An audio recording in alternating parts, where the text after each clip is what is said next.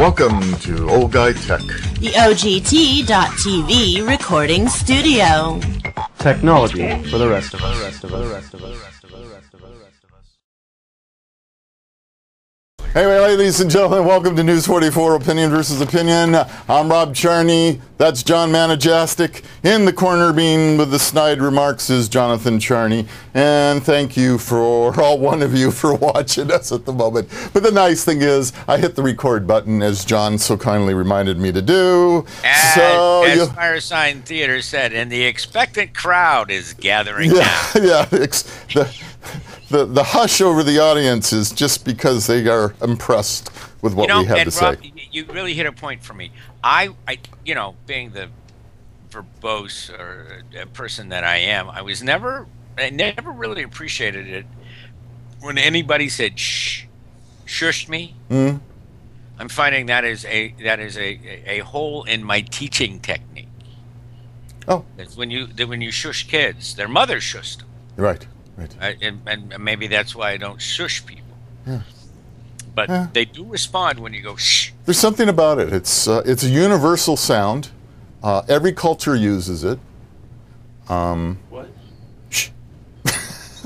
See, it worked. Anyway, And who when you're drunk? Your children respond like crazy. Shh.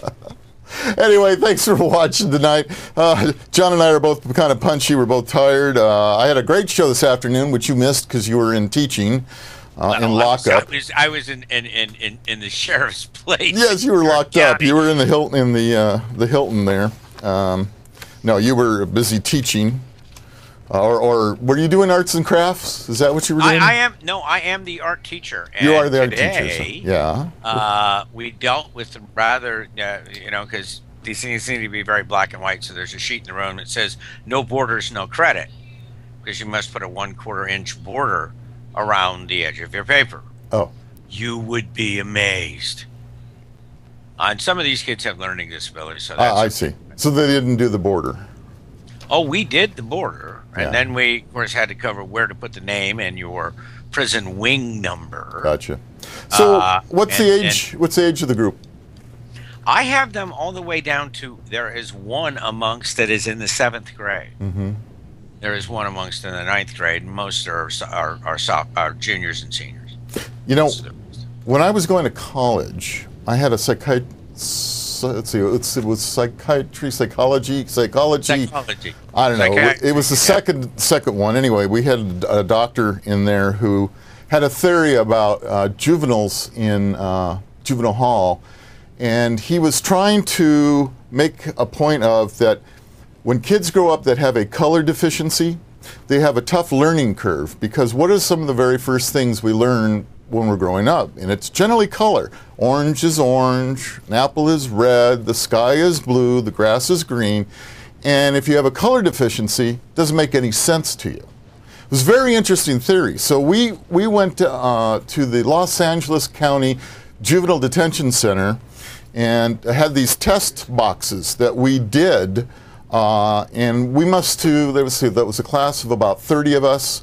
So we each did about 10 kids, so we got a sampling of about 300. And the percentage of color deficiency at that particular time and with those particular kids was over 30%. It was huge. Yeah. That's a huge number. Well, and that British chef, who Jamie, and I can't think of his last name, yeah, when he came over and did the school things, kids could not identify fruits and vegetables on sight. Yeah. Right, Oliver, Jamie Oliver, yeah. Jamie Oliver. Yeah, good guy, and he's really trying to help the nutrition programs. May I interrupt for just a second? Sure. We have said good guy twice. I don't know if you're aware, and I don't want to become morose or melancholy, but being Santa Monicans, Art Verge passed away this week at age 86 or 87. I did see that. And if you went to Santa Monica, if you went to John Adams, or you went to Santa Monica College, you knew, or you were a junior lifeguard, or you were in the Catholic or Young Men's Association, or the YMCA in Santa Monica. Boys Club. Art. All you had to say was Art, and everybody knew that was Art Verge. Yeah. Just a special human being that always had time for everybody. I wish I would aspire to be such a fine human being. Absolutely. And he lived a wonderful life, and he has been duly noted on Opinion versus Opinion. I don't think even Rob and I would not disagree about Art Burge. Not at all. Not at all. Good man. And his memorial service is on Memorial Day. I'm unfortunately in Sacramento. Otherwise, I would be in Santa Monica. Yeah. Memorial Day. Well, and I will just so you and Jonathan know. So if you want to come bombing down the highway on your three-wheelers and spray me with 50 calibers, I will be in downtown Sacramento for the Sacramento Music Festival. You unfortunately, unless things change, I believe I'm at a trap shoot that weekend, so you probably won't. You could come by and get sprayed if you wanted. Yeah, but better than you shooting at me. Yeah, that's right. So people have seen Opinion versus Opinion. I will tell you, into that comment about Mr. LaPierre that I made to you, and we'll visit that at another time. I did have somebody post counter, "You sniveling coward. The next time you get mugged and are groveling at someone's feet, I will have defended myself." Well said. I wanted to go through the wire. Well said. Well said. I like that. Oh, me being a sniveling coward? Yeah, I like that. The whole idea is very humorous to me. I told you I'm tired. Yeah, well, and you happen to know me in those kind of situations. Yeah, I can see you sniveling. And groveling. You've seen me grovel many times. Oh yeah. Mm-hmm. Okay. Not one of your strong suits. Sucking up and groveling. No. I didn't do well in those. That didn't happen. So now let's talk. Yeah, that topic off the top was Benghzi. Yeah, so let's talk about Benghzi and some of the new evidence that's pointing its fingers at Clinton again. Trying real hard to. They're getting, I don't know that the evidence is so new. When has administrations ever figured out that as soon as you start to bury something, as soon as you start to hide something, as soon as you try to make something go under the carpet, it's just going to catch fire, and it's just going to happen. We're a society that if you did something wrong and you apologize, we will forgive you. If you've done something wrong and you try to push it under the carpet, we will come and get you. So the evidence is pointing that Clinton had, and I guess we should go back. Correct yourself. The Fox evidence, there's no other media outlet other than a conservative, and you can call it the liberal mainstream media. But no one else is backing up these accusations. I think from a realistic point of view, number one, they've been accused before, and number two, they're rather empty. But go ahead. Okay, well, that's good. That's fine. So it's presumptive evidence. Okay, we can call it that. But here's the deal. Benghzi. Yes. Here's Benghzi, right? We're talking about an embassy, United States embassy. And part of the job of the Secretary of State is making certain that each of her at that time, embassies are all protected, generally by Marines, and that the ambassador and everybody inside there is safe. Or Blackwater has defended embassies during Yes, they have. They have. And when needed, that's fine. So it can be a private contractor as well. So Wednesday, I'm going to read a small section from something that I came across, and call it conservative if you want. It's from The Hill. It's a paper basically just talking about stuff that goes on in Washington, D.C. The latest allegations come from 3 career diplomats whose testimony Wednesday, today, and I didn't get a chance to hear it, was expected to be at odds with the State Department's official narrative. An internal State Department review last year found systemic failures among State Department leadership, but did not interview Clinton. It did not recommend anyone be fired. But months after the fact, Secretary Clinton still had the gall to come and perpetuate that things that we know as common knowledge now simply weren't then. And there's an awful lot of evidence coming out is that she was in the loop, and they're starting to say that They couldn't scramble jets. the one thing I heard today, they said they couldn't scramble jets today to help protect the embassy because they were too far away. That is one bit that I heard that did come out today. Well, there was another part that said somebody in the up that the people that did leave or want to leave were basically told that you're in trouble if you do leave. Basically, they were threatened if they didn't leave and help. The ambassador, my understanding was Christopher Stevens, and my understanding is he begged for help. He knew he was in trouble. He knew his people were in trouble, and yet he did not get any help. Well, number one, he was in the Benghzi embassy, which is not the That's when he was killed. Embassy. I understand that. All right, so this is a different thing. He was asking, knowing that there was unrest at the time. I will say to you, as you always, as I say, and I don't mean you in particular, but there were 63 people that died in the diplomatic service in the 8 years of George W. Bush's administration, and some of them with local uprisings. When you become a member of the diplomatic corps, you understand that it is dangerous business. Okay. So I don't think that has a damn bit to do with what we're talking about. 63 deaths, and Nothing. you know, I posted with someone. Oh, but that was 8 years ago. Who cares about that?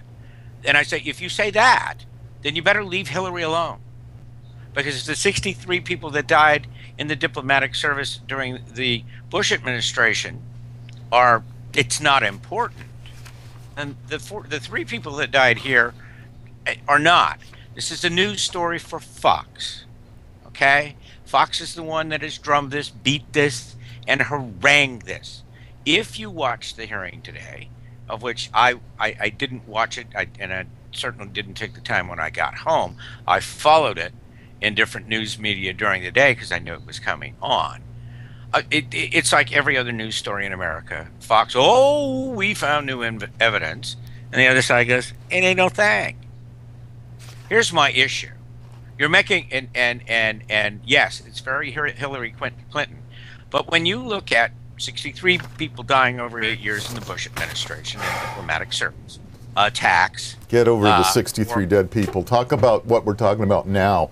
What is that? You see, that's all you want to do. I don't care about what happened under Bush. But you need to care about it, Rob, no. Because you're saying in this issue, the only thing I care about right now is you're being fans. Did she know or did she not know what was going on? It's her job to care. Well, did our previous... here we go again, John. I don't care about the previous stuff. Let's just focus on here and now. Why not? Why Let's not? talk about here and now. Hillary, because the issue is, did the Secretary of State know that they needed to protect the ambassador in the embassy or not? Did the ambassador know? Now, Benghzi was a hotspot, and he went there. This was a secondary embassy. This is not the primary embassy in that country, okay? And I'm so tired, I'm not putting the country together. But he went there to see what was going on, and things got very much out of hand. This was not the usual residence of our ambassador, okay? Benghzi was a trip he made on his own, all right? And, you know, there was no security around him. I mean, you can go to the argument that $1 billion had been cut out of the Department of State's budget by the current Congress, and everybody goes, it doesn't make any difference. Certainly does. When dollars are short, you know, we have to make cuts. The cuts are happening. When a department loses $1 billion out of its budget, it's going to impact its effectiveness. What you seem to care about, and what everybody seems to care about, is what did Hillary Clinton know? So it's an attack on Hillary Clinton because every poll number in the United States shows no matter who runs from the Republican Party, at least on paper, she's going to blow them out of the water. So start attacking now. Please do. Well, here's the thing. I think most people, if it was Condoleezza Rice or Condoleezza Rice had 63 people die in the diplomatic service in her time as Secretary of State. Here's the problem: is that was never a narrative because there was enough problems in the Bush administration that particular narrative. What do you mean, like going to war over with weapons of mass destruction as a reason, and they did not exist? Let's compare apples to apples. We're talking about people in the diplomatic service, not wars. If you want to argue wars, that was bad intel, or mistaken intel, that would have been accomplished by the CIA and people from the diplomatic service that were in countries neighboring that would be the closest observers of ours to that country. All right, I think the crux of the matter is simply this. All we're asking is, did Secretary Clinton... Who said she didn't. She was asked. No or not. She said she didn't know. So then we have a breakdown somewhere in the communications, or whoever is in charge of making sure that their security is correct. That the ambassador called and requested more security and more help and was refused. Those are facts. Now. And when did he call? Where's the documentation on asking for more security? Well, if you force me to dig it up, I will dig it up, because that's exactly what they say has happened. A number of reports have reported it. Even NBC this morning that I listened to stated the fact that it's a now known quantity that the ambassador did call and request additional security and was turned down. The question is, who knew this and who turned him down? It's kind of like Cleveland, isn't it? All right, you want to talk about Cleveland? That's a different issue. I know. No. As the investigation is coming out, the Cleveland Police Department was called to the house more than once, and the Cleveland Police Department denies that they were called to the house. Okay, and I'll be more than happy to get back to the Cleveland situation, because the sheriff and I talked about that this afternoon on our live show. But all it comes down to, and you know what, the hell with this thing, but all it comes down to is we're going to find out more and more about what happened and what didn't happen in Benghzi, why one of our ambassadors was killed, and why he was not able to get more security for himself and his embassy. And the truth may eventually come out, maybe it won't, I don't care, except that it would be nice to see that we don't have a scandal, and not something that, once again, is just being thrown under the carpet. I don't care if it's a Republican scandal, a Democrat scandal. It seems like since Nixon, anytime you try to bury something, you know it's going to come back and bite you. I have a question. What? I don't see the burying. I don't. Because the evidence that I have seen with printed name of the Secretary of State, Hillary Clinton, that was originally supposed to be signed by Hillary Clinton, was not signed by Hillary Clinton. Yeah. Well, here's my question. I think one of the reasons this is a big story, because the Obama administration promised to be the most open, transparent government in the history of the United States. And a lot of people, including Democratic sources, are saying that's just not true.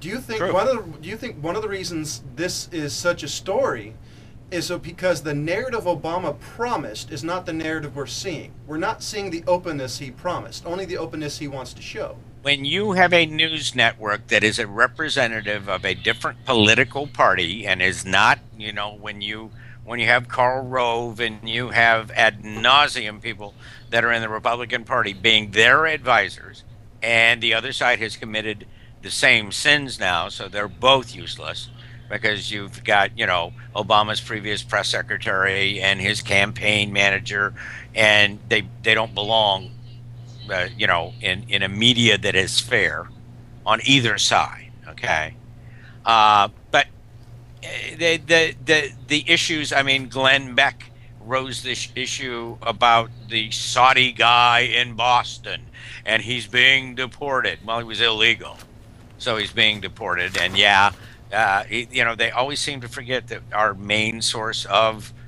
Middle East oil comes from Saudi Arabia, and the Bushes that are involved in that as deep as their ankles. And I'm not going to go conspiracy theorying. It's just they're friends of the family. I mean, the Saudis and the Bushes go all the way back to British Petroleum, and I don't hold anything against them. And the Saudi, you have to. What gets me and where I find the ire, it's like somebody sent me a Facebook, or put a Facebook up, and all of the mass murderers were registered Democrats. They were all liberals. And my response was, could I have a little written. Just because you write that down and say it doesn't mean it's true. And we've discussed here that journalism, which is the third estate, is really in some ways the fourth arm of government, and the checks and balances is supposed to, like you said, Rob, if you're sweeping under the carpet, we're going to catch you with the carpet in your hand and the broom. That's right. And for many years we did, and we had deep throat, and people outed what was going on, and we got onto it, and it was important, and we had scandals. But they weren't by innuendo. There was hard proof. But now that we have polarized media, one particular outlet representing progressive, and I would be more apt to watch that one, but I found it difficult to watch that one anymore because they, like the opposition, find a morsel of the day and tease it as being a headline, right, and pound the same crap hour after hour after hour. Every show is formatted exactly the same. Yeah. And it's basically the same show put on at different air times with different personalities. That's the problem with the 24-hour news cycle. They've got to fill up all the space. They don't have enough news. I understand. So I find it incumbent, and I've said this to people, and we've said this to people. You got to go knocking on doors. You got to go, and Google, is not the usual search engines might be the beginning of your search for the truth. Because they're so polarized and influenced. I mean, people, we're all poor and need jobs, but big money is controlling the message everywhere you look. It's as simple as that. Okay. And Fox has advertisers, and of course, there are people with lots of money that resonate with that point of view and resonate on the other side. I just want to with billions of dollars. One last thing on this issue, and we'll move on. We've got U.S. Special Forces operations in Libya could have saved Americans killed in the attack on the consulate in Benghzi, but we're told to stand down. Okay, so we got a whistleblower in the State Department, and this is where I guess this information's coming out. You all so said generals testified today that was not true. Yeah, we all know about generals. Well, now we don't know what the whistle. General, same people. You get to that point, and you think you're God. So anyway, I didn't hear it. So we're going to put Benghzi to bed. But you did talk about the poor kids in Ohio that were imprisoned for 10 years, and the three scumbags, shall we call them, that held these ladies. As today, the other two brothers were released. And it seems to be the 52-year-old Ariel seems to be the sole perpetrator of this crime. Okay. Because his two brothers have been released by the police department. Now, did they say why they were released?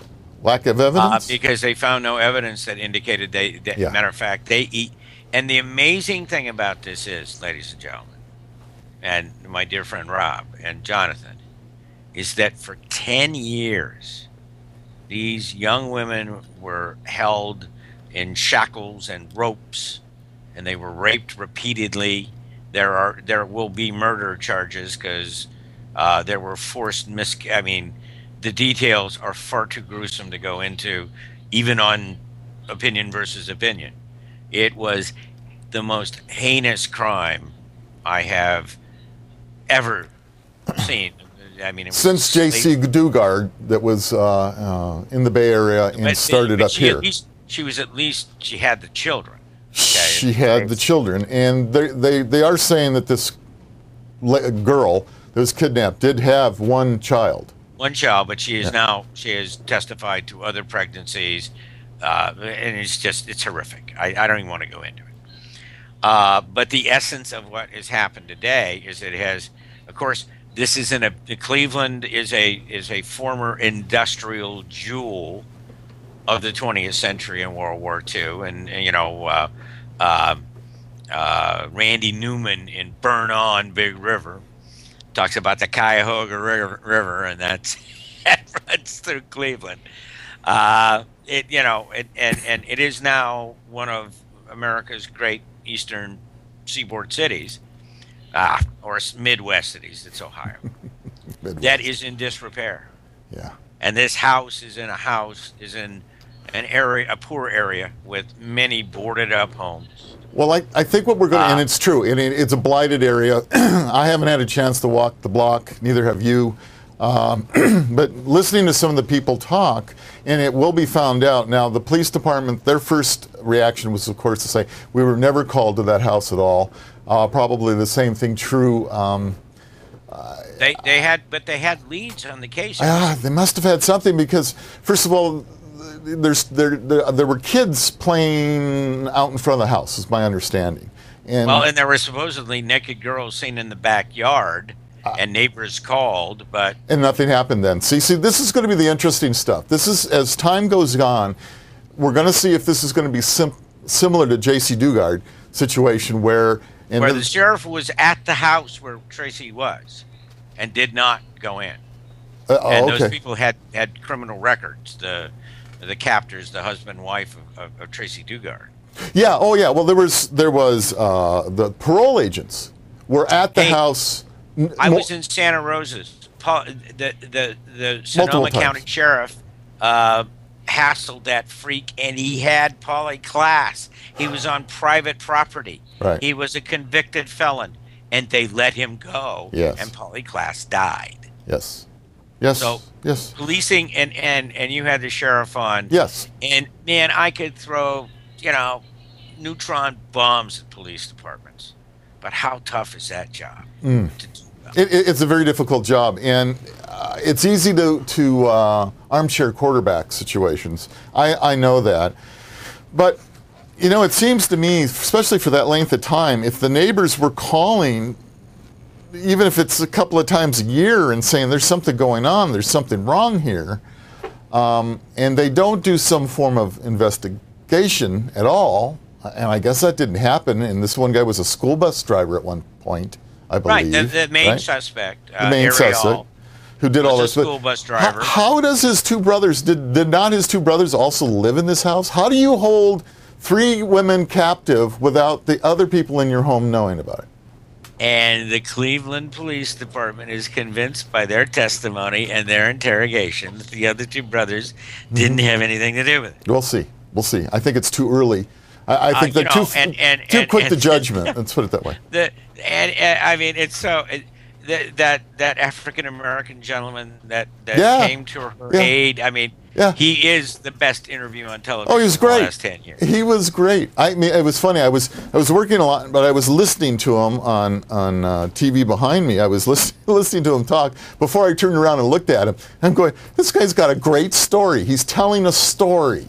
And if you listen to it, it was great. I mean, everything about it was great. Of course, I turned around and looked at him. Right out of Putney Swope. Oh, yeah. It was. I mean, he's a great guy. Great guy, He wasn't afraid to go over there and help this girl out. The thing that is indicting to me and has bothered me, and I would not have released the 911 call when the girl called, because the 911 operator was flat rude. Obviously did not believe or did not know that somebody had been missing for 10 years. Yeah. And was very...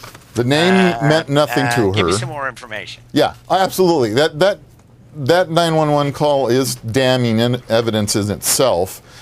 Now, to defend the 911 operator, the girl was a bit hysterical. However, that should have been a clue. And then how do we know that the captive knew the address?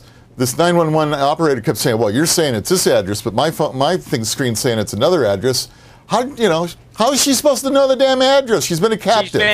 She's been trapped in 3 miles from her own home. There comes the insanity. Well, that's not unusual. And he used, and evidence came out today that he used his daughter in getting the girls in the car for a ride on the third victim. He used his daughter to lure her schoolmate into the car. Yeah. I mean, and so how do the 2 brothers not know if he's using his daughter? Yeah. But this is gonna. It'll work out. I mean, these guys might come back up again. I'm not going to write them off yet. I still have a hard time, even if they didn't. They had to let them go because maybe they still have to get the evidence all gathered. I mean, it's going to be a long investigation into this thing, and it's far from over. So, but it's what even the Benghzi thing, and I'll tell you, it makes me so tired that usually what we get is sensationalism on the front end, right, until the next one, and then some analogy. Yeah. Nothing stays top of mind anymore. And educating young people, they don't, and this is my, our argument on the last one when I said 63 people died in 8 years before. What about them? Okay. And I'm not indicting you. It's just my observation. And I think I said this on election night when we did our first opinion versus opinion, that it's all sensationalism. We want the sizzle, but nobody can hang around for the steak. And since journalists are not doing the reporting, so it's who can come with the biggest, best 24/7 headline first, because who Oh, yeah. in the audience, okay? Let's go with that. And I told you the story that years ago when I worked in Los Angeles and listened to KNX all day, that they would tease things, and then you'd never hear about it again, because they'd go with hot tidbit, and then they'd investigate it and say, nah, it's not really a story, we're not going to cover it. And in that continuum of a news talk station or a news station, you go, nobody will notice. Unfortunately, as you know, Rob, it's difficult for me to forget about anything. So I hear it go, well, that was interesting, and then never hear anything. Never hear anything about it again. Yeah, teasers are still the rule. We have bought in as a population on the whole to a world of sizzle, and we keep looking for the steak. Okay, it's like somebody should be able to put Benghzi to bed. And as time goes on, that one will go to bed. We'll see whose angle is right as time goes on. That's long from being over. And on this, because my issue, and Rob, and I think it can, the gun issue, right, wrong, or indifferent. The reason why it just totally went away. Boom. Newtown. What happened in Newtown? Right. All we're doing is we're walking out all the the parents and whether it's dramatics with Obama or not dramatics, these people are dramatically upset they got their young children working.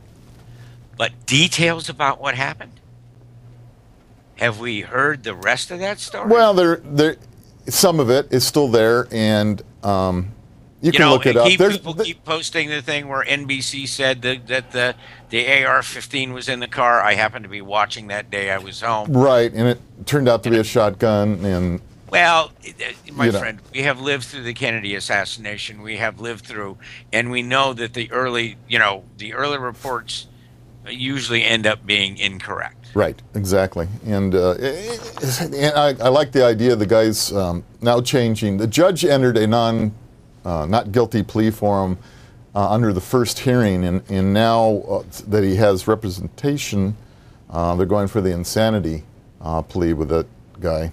And, for our Chechenian friend? For the Sandy Hook. No. I'm as tired as you are. No, the shootings in the movie. Aurora, Colorado.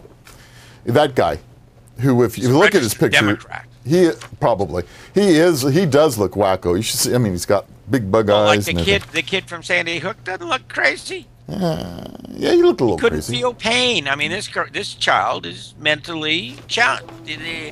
He screwed up. Yeah, well, whatever. And the expense of institutionalizing, let alone you have children, and admitting, and my kid can't be out in public. He can't be in the mainstream. I wonder if he was homeschooled. Well, but we know that about you. I'm just deal curious. With that every day. We'll do the next best thing. Let's look into it. Is he homeschooled or not? Let's find out. The state of the American education, there's no difference between homeschooled or public education. They're all crappy. I would think the homeschool, at the end of the day, friend, is probably less crappy. Because it's easier to care about your kid or 5 kids from the neighborhood. It is. And you know what? You have to be very, very dedicated parent. Teacher, but caring makes a lot of difference. Yeah. In defense, most of the people I know who are homeschooled are at an early age are smarter than people sure. from my experience. You have to have a very caring parent or parents. It takes a lot of time to homeschool. The majority of the time when they go now, they have to go for testing levels and see if they're being taught the right stuff. They have to take the case test. They have to do all that. They have to do all of that. And from what I've seen, they tend to do way better than the general. Well, I'm not going to. Let me suggest to you, having been in the classroom. Yeah. Jonathan, how many children were you homeschooled with? Me? Was it one-on-one or there Jonathan homeschooled? No, Jonathan had Montessori. Yeah, early on. That's 10 times better. Yeah, that's you do realize Paula was a licensed certified Montessori instructor. That's what she did for 20 years. You didn't tell me that. Yeah. Well, I've been in both public education and.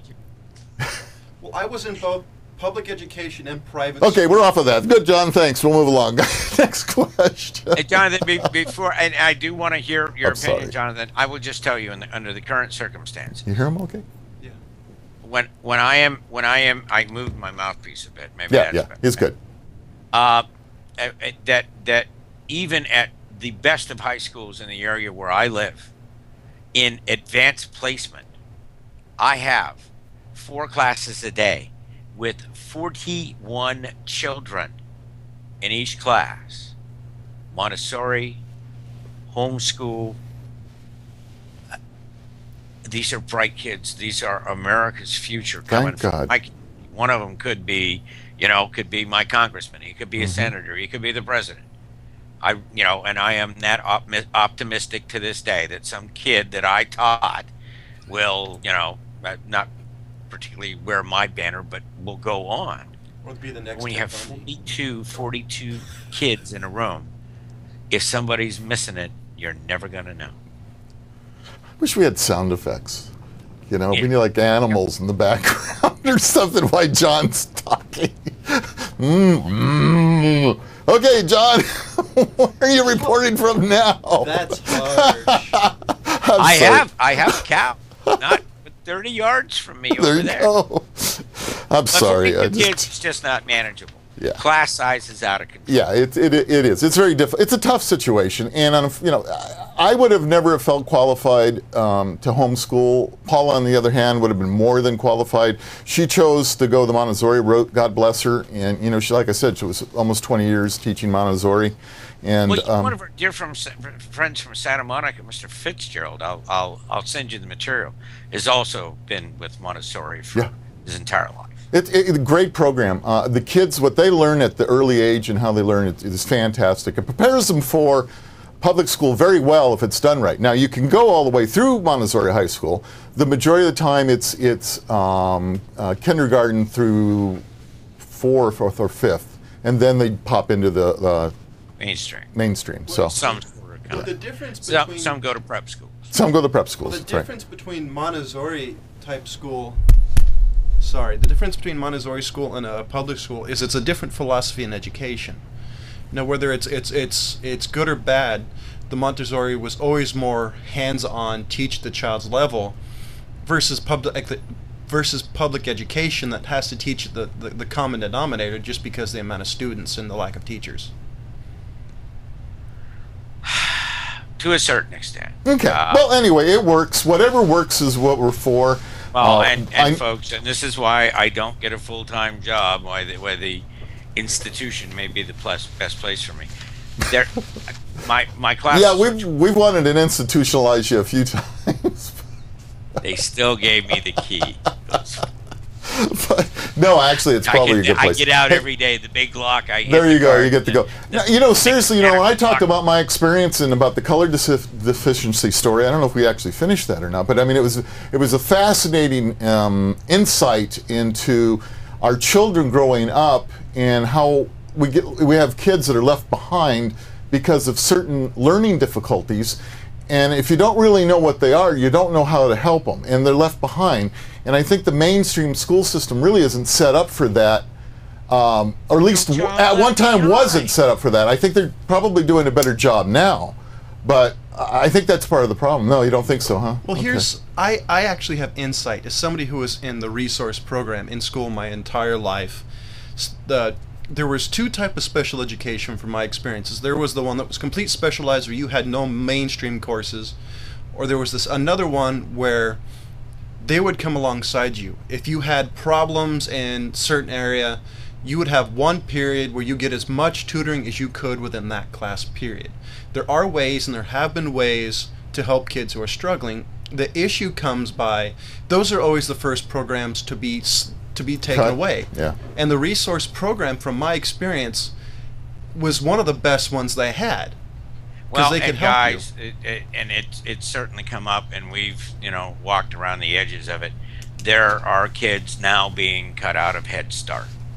Right. All right, and there are kids that, unfortunately, come from that Cleveland neighborhood, that are very poor, who are the children of poverty, that poverty class that has existed in the United States and is getting larger at the moment.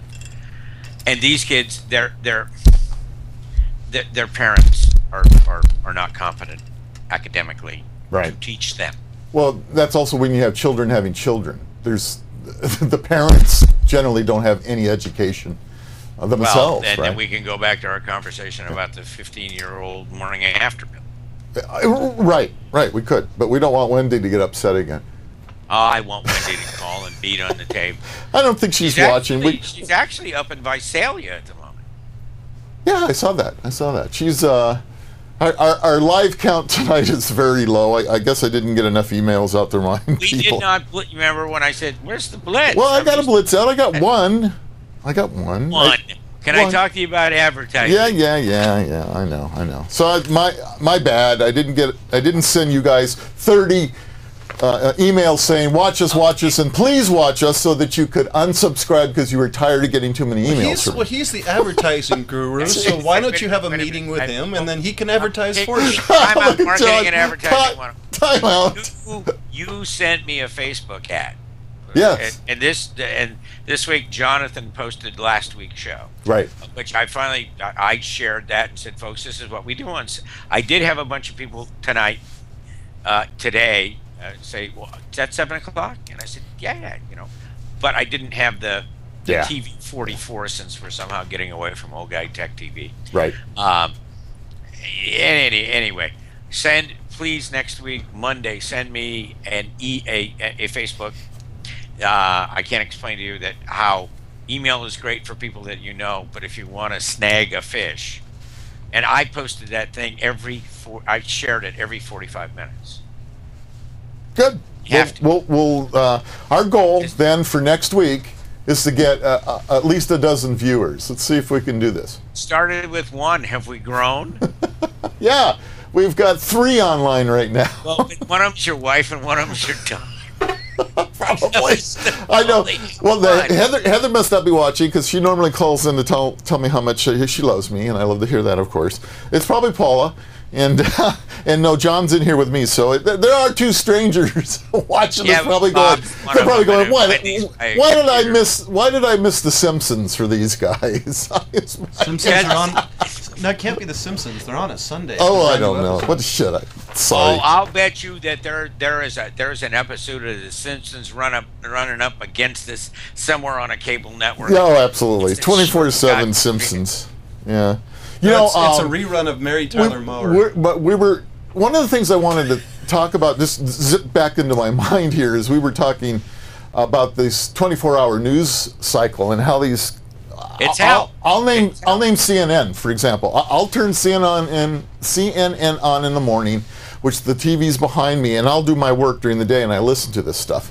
And there's a certain point where I want to puke because it's the same 15-minute soundbite for 3 hours, and then you get somebody like Nancy Grace that, I was a prosecutor for 20 years, and I think this is really I want to scratch my eyes out. I have always, and Nancy Grace has a hell of a story, but it's just, I've had enough. I wouldn't have gone, and on the other hand, likewise, we have the lovely Greta Van Susteren. Oh, yes, yes. Who has a similar background, except her husband didn't get murdered, etc. Right. But she was, I think she was a DA, and Nancy Grace was apparently both a DA and a defense attorney at one time in her life. Right. Well, but she was a DA and then became a defense attorney. Yeah, I can't take it though. I just can't take it. It's like, give me some news. I will tell you. Oh boy, this is going to kill one of the three people watching. Oh, good. I very much enjoyed Rachel Maddow when she was on the radio.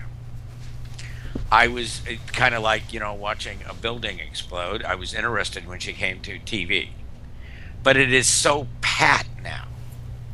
And even Chris Matthews, who I think is one of the last, Bill Moyers and Chris Matthews are like two of the last living television journalists. But his show is totally pat. Bill Moyers, if you got, I know get rid of PBS and kill Bill Moyers. He's gonna die soon. Man's a G. I hope he gets a chicken bone stuck in his throat. You are one of them compassionate conservatives. You got that. I don't want some crazy man to run in and blow his brains out and have it over real quick. I want to see him choke and turn red in his eyes. That's right. That's exactly right. I'm going to take that chicken bone. I'm going to shove it all the way down his throat.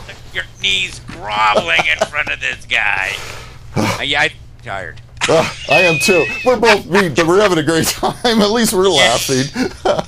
It's a good thing we don't drink. We would be entertaining for about 5 more minutes, and then it'd be all done.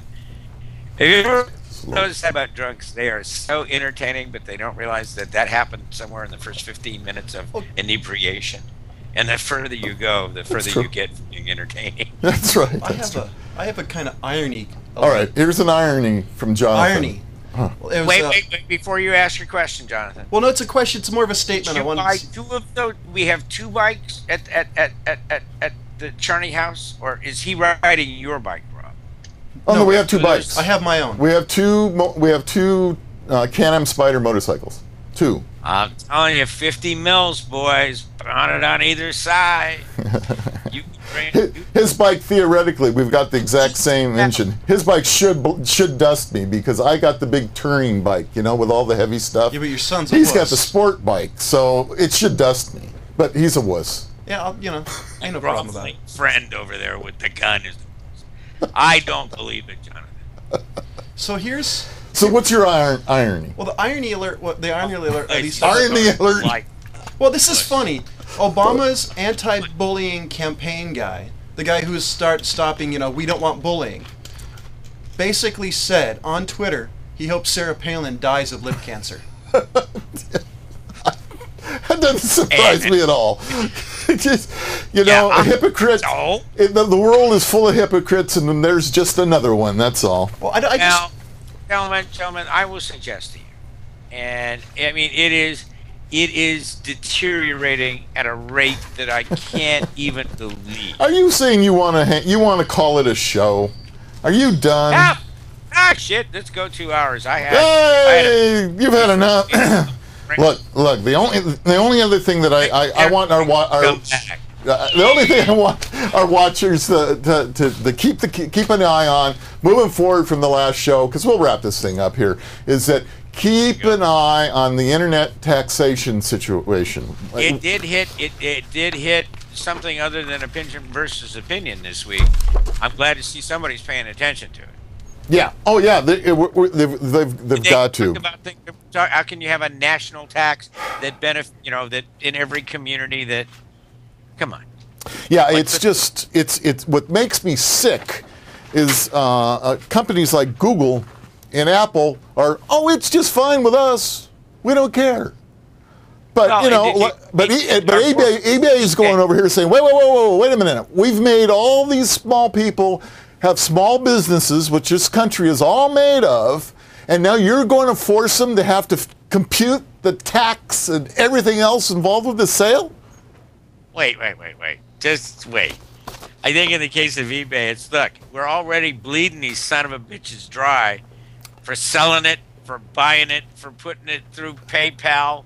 You know, PayPal, when they hold your money for a week, they take the PayPal fees out. They take their money off the top, then they hold on to your money. PayPal works great. I don't think. I think eBay's so far in our pocket, they don't want the government in their in pocket with them. You may be right. And they don't want to be. And since they've made everybody an eBay seller, yeah, they're going to have to collect sales tax and pay it to whomever. Well, they're going to have to enforce that, and that is an issue for them. You know, all laughing and joking aside. I mean, there should be, just like at the damn swap meet, all right?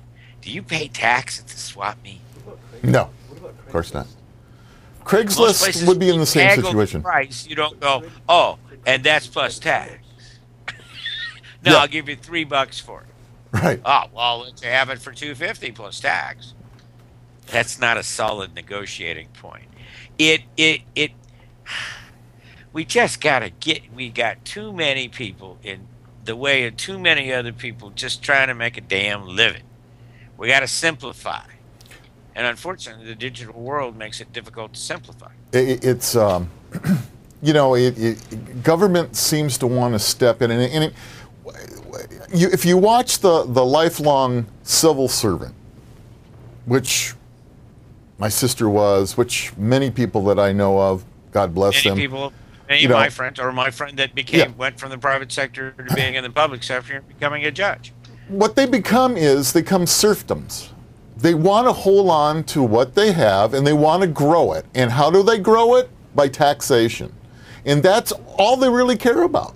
And that's when did the phrase "the bureaucracy will do whatever it takes to maintain the bureaucracy" become dead? Yep. It's just built a bigger bureaucracy.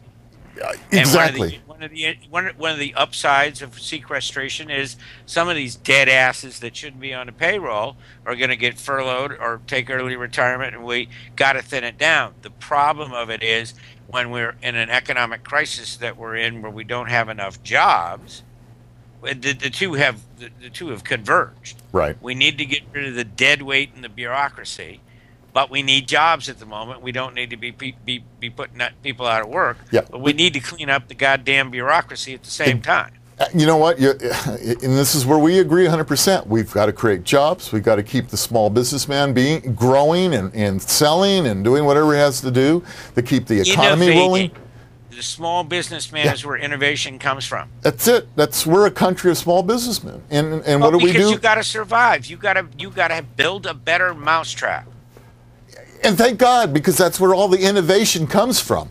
Then they put you on TV on a supposed reality show about inventions, and somebody steals your steals the idea while you're on television. I mean, my dear friend, and I shan't mention names, but they owned the patent on the Pop Top can. Still do. Oh yes. Not just, but the machines that make it. And they flat out, the father told me, yeah, well, my brother's a patent attorney, and we paid the guy $250,000 for the patent, which means they stole it. Yeah, big time. And this was in the 60s. Yeah, big time. So, and then the irony of that was my friend, his son, who didn't have to sign a patent invention exclusivity agreement because he was a son, invented something, and his uncle that stole the patent represented him because he patented the innovation, and his father was very upset. Yeah. But anyway, the whole thing is that we got to keep that going. We've got to keep the inventors going. And what's happening now is we're finding out that companies like Apple and Google and Yahoo, instead of being innovators and R&Ders, what they do is they just go looking at all the small tech guys. They're doing stuff until they find one. Yeah, until they find one they like, and they buy it, and they pull that small guy out, and he's part of the big guys again. Does Bill Gates become one of the richest men in the world? If he doesn't, win the Supreme Court lawsuit about Windows, ripping off Apple operating system. That was a huge decision. Yes. Because they could have said, you ripped it off. You can't have it. So Windows wouldn't exist, and it would just be the Apple operating, or they would have had to innovate something new. And we said this last week, and here's the problem. When production goes offshore, R&D goes offshore with it. Because engineers innovate on the production line. You know, there was a whole story I was going to talk about China, and they have and picking our industrial secrets. Yep. So we'll get that next week. Yeah, we'll put this one, China targeting U.S. military secrets to support arms buildup in their country. And, of course, they're getting all the technology from us. So all the best and greatest stuff we have, they have too. So, you know, with that, I think we had a pretty good time. We had a good time. We laughed a lot. We yelled a lot. Thank you to the three. The three. So anyway, on behalf of Old Guy Tech TV News 44, that's John Majestic, Jonathan Charney down in the corner quiet. This is Rob Charney. Hey, thank you for watching. We'll see you next time, and we're out of here.